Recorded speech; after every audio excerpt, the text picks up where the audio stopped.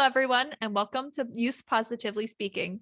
My name is Paige Ewing, and I work at Prevention Resources as the multimedia specialist for Positive Youth.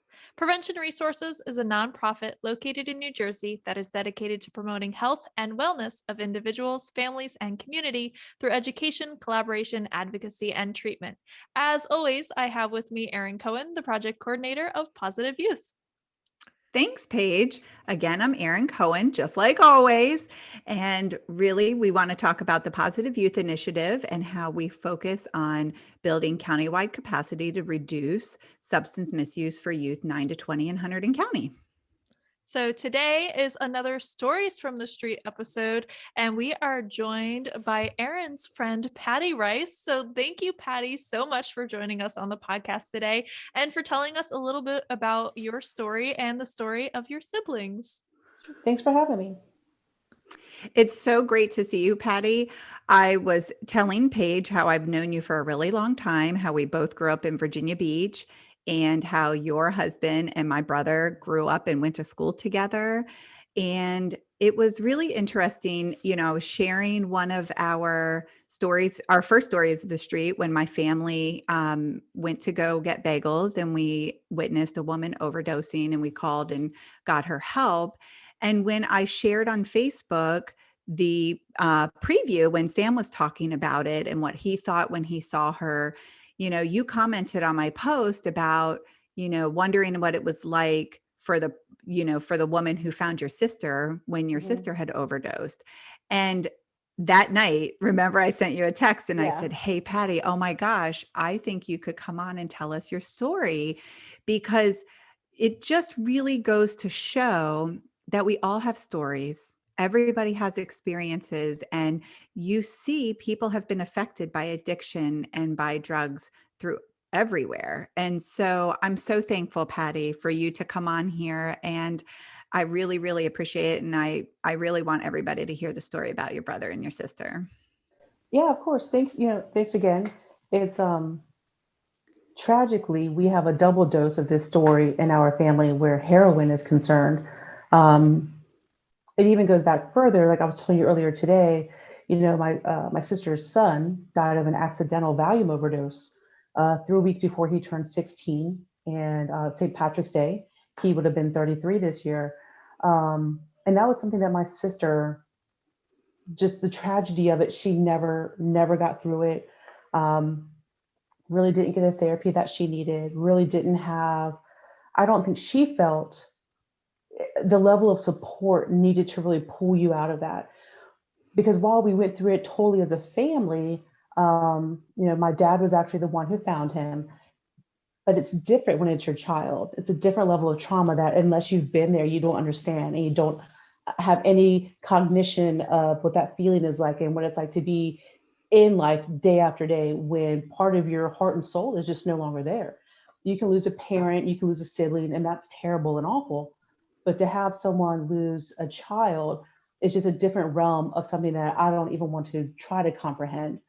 So she never really rebounded from that. I mean, she had been battling addiction for literally as far back as I can remember, not knowing what it was at the time, but even as far back as when I was 8. So she was 6 years older than me. So she would have been 14. And, when I saw her like on the side of the house, like huffing a substance on a washcloth, I found out later it was white out and she was huffing gasoline. So she's, at a very young age, really started getting into mind altering drugs, things that would make her feel better, things that escape from whatever it was that she was trying to run from. So she had been battling just demons her whole life, right? So on June 28th of 2015, she got married for a second time. She'd been with her husband for quite a while. And we just seen like a big turnaround in her. And it was literally the happiest I've ever seen my sister. And 2 days later, I moved to Kentucky. So we had our wedding. I didn't see her the next day. And then the next day, I was 600 miles away. We had not been close really my whole life, being 6 years younger and not really having anything under the sun in common. We had a very strained relationship. But from the time I moved here up until her death in April of 2016, we would talk a lot. We talked more than we'd ever had. And it was just kind of a reckoning with each other, kind of building a bridge, trying to heal this chasm that had been in our lives forever. So my dad called me. It's April 1st, it's 2016. So I haven't been here quite a year yet. And I honestly thought at first, because my dad's a little twisted with his sense of humor, I thought it was an April Fool's joke, because he was like, "Hey, your sister is in a coma and we don't expect her to make it." I'm like, "Shut up, no." And then my dad was like, "No." And then he asked me if Joe was here, and he was like, "I need to talk to Joe." And that's when I knew that it was very serious. So I got my husband, and my husband processes all this information. Then he comes back and tells me, "Hey, your sister was found this morning. She was she had overdosed on heroin. I didn't know the whole story yet. And she's in a coma, and they don't expect her to live." So on April 2nd, I was actually out with Erin's brother and his wife and my husband. They were like, "You've got to get out of the house. Just sitting here waiting for news is terrible. You've got to get out of the house." So they took me out. So I was actually out when I got the news that my sister had passed away. So I had Joe, Jeff, and Carrie there with me, to protect me, and they, got me back home. And 2 days later, I flew out to Virginia, and this is where the stories start to collide, because I landed in Norfolk, and my other sister, her boyfriend, who I did not like, still do not like, they're not together, so I don't care. He was at the airport to get me, and I was like, "Peculiar, why are you here?" And he said, "Your brother's in the hospital, so I need to take you to your mom's house." And I said, "Why is my brother in the hospital? And what makes you think I'm letting you take me to my mom's house?" And he said, "Well, your brother was found overdosed on a street in Norfolk, Virginia." And I said, "Okay, well, where is he?" And he told me, he's at, I think he was at Maryview Hospital. I said, "Okay, well, I'm going to go there." And he said, "Well, no, I'm taking you to your mom's house." And so I'm in the middle of the airport, all 5'4" and feisty, don't tell me what to do. And I was like, I will be damned if you're going to tell me, a grown ass woman, that I'm not going to go see my brother. Like, that's where I'm going. And he was like, damn, okay. So he took me to see my brother. And I walk in, and I had no way to validate who I was. And I walked up to the nursing station, and I said, "My name is Patricia Rice. I just flew in from Kentucky. I'm here for my sister's funeral. She OD'd on heroin. She died on April 2nd. My brother was brought in with an OD tonight. I cannot prove to you that he's my brother. I can only give you my ID. Our last names don't match because I'm married. I need to see him. Whatever you need to do to make this happen, I need to see him." And she just said, "Come with me," which was amazing because completely against protocol. So I go around in the ER. My brother, he looks terrible. He's disheveled. He has leaves in his hair. He's dirt on him. He's missing a shoe. And he saw me, and he started to cry. And he was like, "Why you? Why? I don't want to see you. You can't see me like this." And I was like, "Because I'm the only person in your corner right now who doesn't want to murder you and finish the job. I'm gonna be honest with you. All we're going through right now, and then you're gonna pull this." So I literally had to check him out of the hospital like he was a library book. And I had to sign a waiver and an affidavit that I would be completely and utterly responsible for him for the next 48 hours. Crazy. So I take him home. I take him to my other sister's house. And then I'm at my mom's house. And now it's like 2 a.m. My mom, of course, is awake. Hasn't slept in days. And that's when I start hearing more stories about what happened to my sister. So my sister OD'd on heroin that had been laced with fentanyl. She was found in the passenger side of her car in the early morning hours by an employee in a Hardee's parking lot. And at that time, I was just like, I cannot believe, that this is our reality, that this is what we're living now, like that we are that family. I cannot believe we've had an accidental overdose with her son several years earlier, and now we have this with her. Like, I thought she was happy. I thought she was doing better. And then we get through, I actually write and deliver the eulogy at her memorial service, which nobody asked me to do it. I asked my parents, could I please do it? Like, I've always been a writer, and it just completely it fell into my lap. The words were just there, and I was like, I need to put this out there. So we get through that, and yay, this is it. And I'm at home for a couple more days. I fly home. My brother flies to rehab. He's going to California, which is a whole different situation. That was the only facility that would take him with his insurance. There was nowhere in Virginia, nowhere at all on the Eastern Seaboard. The only place that he could get help was in California. So insurance pays for that. That's great. But then you have to pay for travel. You have to pay for a guardian at any layovers that you have. And this person is almost like a court-appointed person who like meets people in the middle, make sure they get back on the plane. Then you have to have someone who's going to meet you at the airport, and they're going to take you to the rehab facility. So all of this is, is prohibitively expensive for so many people. Like, you have insurance, they're going to pay for you to go to rehab, but now you have to figure out, how are you going to get there? So my parents footed the bill for that. And he was in rehab for more than 30 days. And I have the voicemail that he sent me, that he left for me when he was in rehab. And it starts off where he's like, hey, sis, I just want you to let you know I'm doing really well where I am.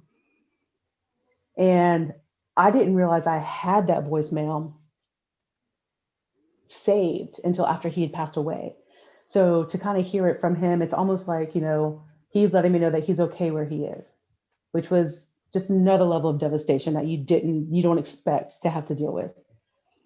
So he goes to rehab, he comes back. Things are great. He kind of rekindled his romance with his wife. She and I have not gotten along for more than 25 years, and I was not kind about it. I was not quiet about it. I was like, I don't think it's a healthy relationship. I don't think that's where he needs to be. I think this is not going to end well. So fast forward, and now it's August of 2019. And I had been home in July and had tried to get up with him and my other sister, and he wouldn't see me, which was strange for him not to see me. And I know now, because he was doing drugs again. And no one can tell me any different. That's the only reason why he refused to see me on that trip home. He did not want me, because I would have called him on his and it would have been bad. So I get a call, and it was a Friday, and it was August 9th, and my sister called me. And all she said was, she said, Tommy's gone. And I don't remember anything after that conversation. What I remember is lying in the fetal position on my bedroom floor, screaming, completely incoherent. And my husband coming and picking me up like a baby and putting me in bed. And he was like, what's happening? What's going on? And I couldn't even speak. So he felt apparently I had like my phone was like lightning in my hand, and I threw it across the room. He got my phone, my sister's still on it, and she's telling him everything. So then we find out hours later that he had not died. He was in a coma.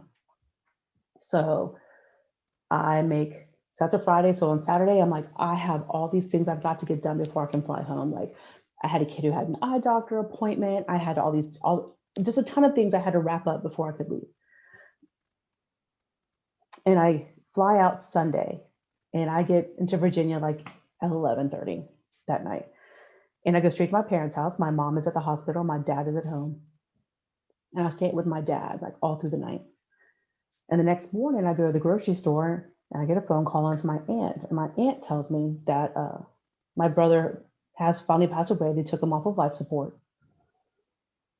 So now I have to go home and tell my dad that his only son Not only that his only son has now died, but it's his second child that he's going to have to bury because of heroin. So my brother OD'd at home. He was in his bathroom. His wife was home. She heard him when he fell. She couldn't open the bathroom door. She called my sister, and then she called 911. My sister actually beat the ambulance to the house and was able to break down the bathroom door and get into him and help the EMTs to get him out. I don't feel the same for my sister-in-law having to deal with him in this situation as I do for the unknown person who found my sister. My sister-in-law knew what was going on. She understood that this was a situation that my brother had put himself back in. She didn't do anything to try to get him help again, told our family. None of us knew. I don't know if she was just complacent, if she was in denial, if she was just, it is what it is. But she knew. She knew that this was the probable outcome from him doing heroin, especially with him doing it at home. But then I thought back, I was like, this poor person, this lady at Hardee's, she just came into work that morning and she saw my sister and she went over to assist her to see if she was okay. Was she hurt? Did she need help? And instead of finding someone that she could help, she found someone who had overdosed and was no longer alive. And she had a needle sticking out of her arm. And my initial reaction was not to think about her, right? Because we were just in this grief-stricken mode. We didn't know what to do. We didn't know what to think. This was just too horrific for us to fully comprehend. But after I really stopped and thought about it, I was like, this poor person whose her life was changed. She didn't sign up for this. She didn't know my family. She didn't know about the addiction and the battles and the demons. All she did was come to work, and all she tried to do was be helpful. And how terrible and how scary and frightening and how just like outside of herself that had to have been in that moment to come upon someone and you're just expecting like to be like, hey, miss, do you need to call someone? What can I do for you? And then to realize that this is a person who has intentionally come to this location and intentionally did drugs and unfortunately ended in the absolute worst way. And so she was in the passenger seat. Like I said, they never found out who was with her. Her car keys were never recovered. And those are still questions that our family has. And I've often, I've often wondered, like, who was this poor unknown? And God bless her, because had my sister had been able to have been saved, she would have been the one who made the call that did it. And it's just people like that they get lost in this story. And I think that's just such an unfortunate byproduct of grief, because they don't deserve to be lost. They deserve to be recognized. They deserve to have their story heard. They deserve to be consoled. They should be allowed to grieve, not for this person, but for the situation and for the fact that I'm sure she probably had nightmares afterwards. Did she get therapy? Did anybody help her? Or did she have a jerk boss who was like, well, that's really terrible, but you're at work, and you don't know. And you hope that she was met with compassion because she was coming to treat my sister with compassion. But that's just an answer that I'm never going to have. No, and my parents, after living through it with my sister, and after my brother overdosed the day that I flew home, and my parents went and got Narcan trained and kept Narcan at their house because they were fearful that this was good, because Narcan had saved my brother. It was too late for my sister. Narcan saved my brother. And the doctor who really walked me through it and gave me an education that I didn't really know that I needed or wanted until that night. And to have him really explain to me how this is a miracle drug. You know, a lot of people are angry that it's on the market because why are we going to save drug addicts? Why do we have this drug to save a drug addict? And he and I, you know, and we sat and we cried together, this doctor and me, and we prayed before I left. And he was like, you know, you have to remember, he was like, you know, drug addicts are not bad people. Drug addicts are people with demons and they don't know what to do. And this is the escape that they find. And all too often, it's a permanent escape. You know, it's just like with suicide, you know, it is a temporary solution. It's a permanent solution to a temporary situation, but they don't know what else to do. You know, and my brother, you know, it was a terrible alcoholic. Um, but he was one of my favorite humans to ever walk the face of the earth.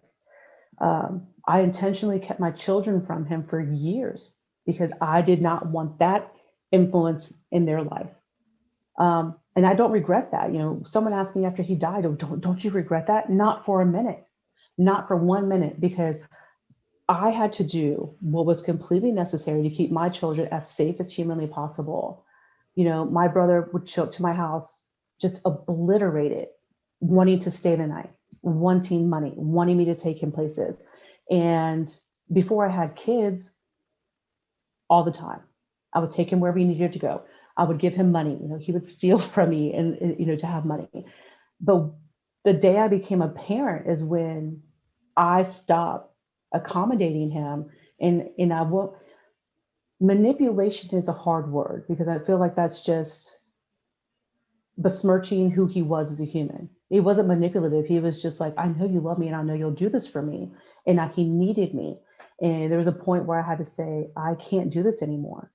And I had a lot of guilt about that when he first died, but not about making sure my children were never in front of him when he was either high or drunk or whatever. Like I was like, I'm not like that around my kids.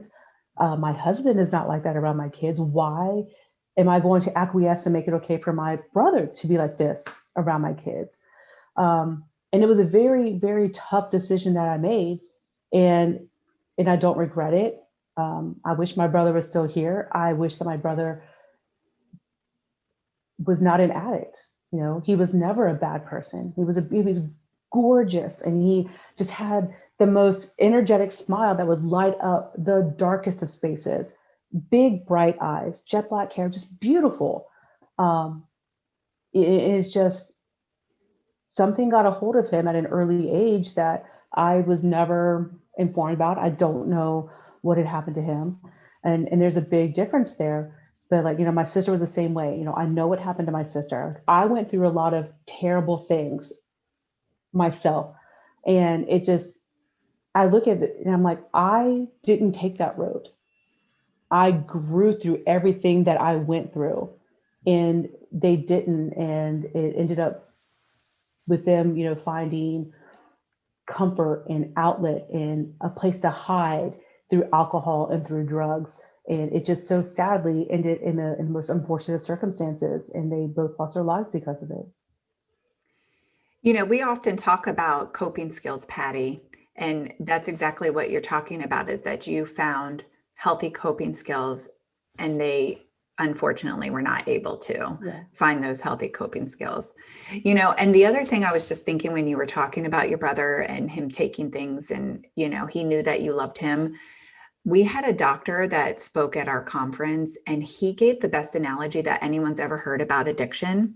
And he said, it's like if you were to hold your breath. So if you were to hold your breath, all you would do is think about getting that next breath, right? After a minute, you're thinking, oh my gosh, I need air. I need air. I need air. I will do anything to get this air. I'm in pain right now. I will do anything. Yep. I will steal from my grandmother. I will jump in front of a car. I will do whatever it is that I have to do. And I like to think about that because again, It's true. These It's are very people. true. These are people. And he was a good person.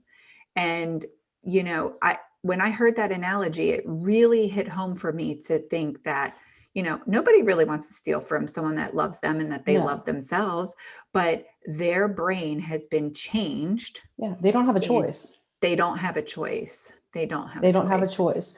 And so I unfortunately was put in the decision to make that choice for him. And, you know, I had family members that would tell me that I was wrong about it. And I was like, toxic is toxic. I love him. I cannot love him through this. I cannot make this better for him. I can love him until I have no more air in my lungs. It is not going to change the fact that he is an addict.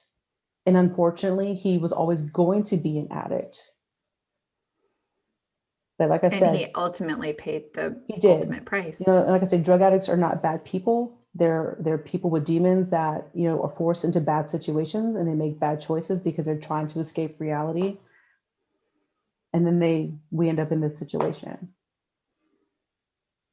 Yeah. Well, Patty, thank you so much for telling their story and coming on You're and talking welcome. with us today.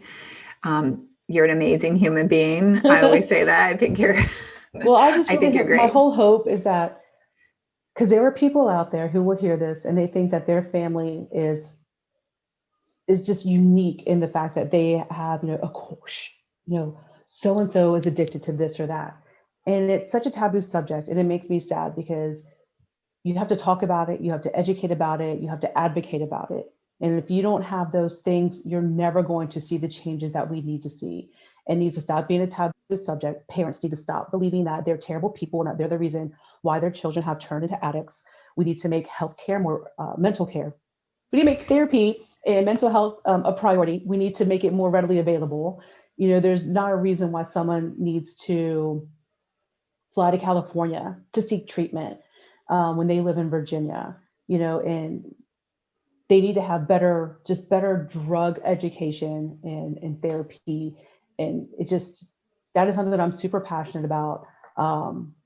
You know, which is another reason why, you know, I've gotten like really involved in the LGBTQ community because they're at such a higher risk, especially the trans kids. And that's just something that, you know, if one person can see this and say, there is someone out there who cares, there's someone out there who understands, I'm not in this alone, then this is all worth it.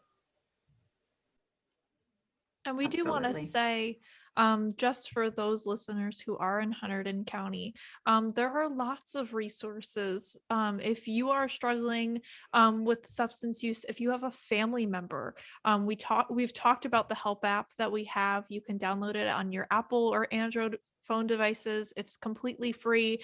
It's a ton of resources about mental health, drugs and alcohol, domestic abuse, bullying, and even more, right at your fingertips. And of course, we also have the Recovery Center that is a part of PR that we help run in the county. And we also, for the family members, have the Family Support Center as well. So if you are a family member and you're struggling and you need help, that is also a really, really wonderful resource. And so if you are somebody who is struggling or know somebody who's struggling, please access those resources, because there are people here to listen to your story, to help you through this journey. You're not alone. And I think that's so important to hear. And thank you, Patty, for reminding us that, you know, this is something we talk about every single episode. This can happen to anyone, anytime, anywhere. You could be going to get bagels. You could be working your shift at Hardee's. Like, it doesn't matter. This happens all the time. That's why we're in, you know, an opioid epidemic in the United States of America, because this is everywhere. And it's so vitally important to make sure that everyone has access to those resources, because they are people and they are people who need help. And we need to become more loving and kind and accepting and, you know, offer the help to those people who really need it. So thank you so much, Patty, for coming on. And for our listeners, as always, if you're looking for more information, please visit our website at njprevent.com/positive youth. And thanks for listening in. Our next episode, we'll be talking a little bit more about fentanyl, something that Patty brought up. So we really look forward to having that discussion. But thank you for listening in, and we'll see you next time for more Youth Thanks. Positively Speaking.